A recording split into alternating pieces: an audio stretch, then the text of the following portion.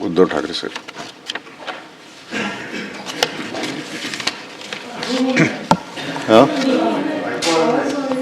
आला नाही आवाज?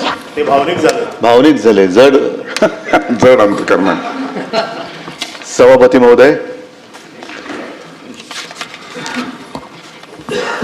विधान परिषदेत का यावं, 6 वर्ष यावं की नाही हा ज्याचा त्याचा प्रश्न आहे, पण निरोपाच्या दिवशी मात्र अवश्य यावं.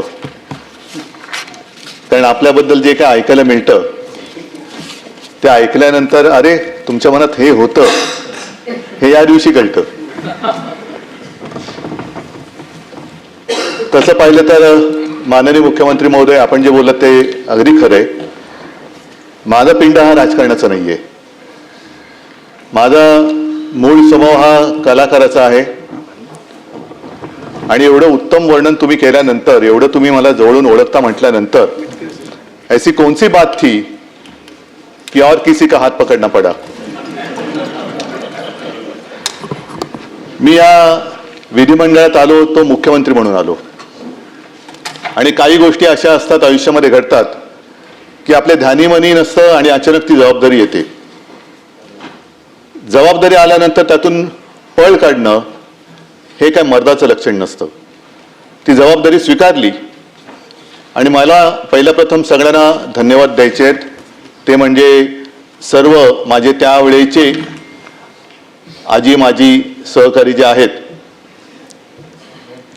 मंत्रिमंडळात होते, त्याच्यानंतर सगळे शासकीय अधिकारी, मुख्य सचिवांपासून इतर सगळे सचिव, त्याच्यानंतर सगळं प्रशासन, मग महसूल खातं असेल, पोलीस असेल, आरोग्य असेल, सर्वच खात्यांच्या सर्व अधिकाऱ्यांना, अगदी आशा, अंगणवाडी सेविका, सरपंच, सर्वच या अधिकाऱ्यांपासून कर्मचाऱ्यांना मी मनापासून धन्यवाद देतो.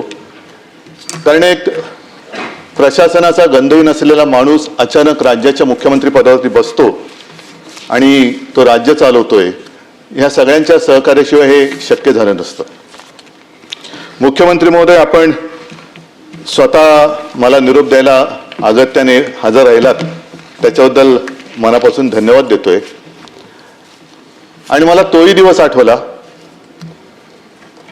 आणि त्या दिवसाची आठवण मी तुम्हाला करून देणार आहे.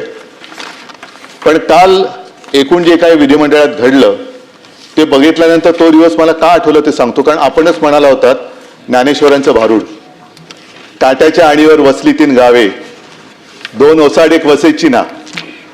आता त्या गावची पाटील की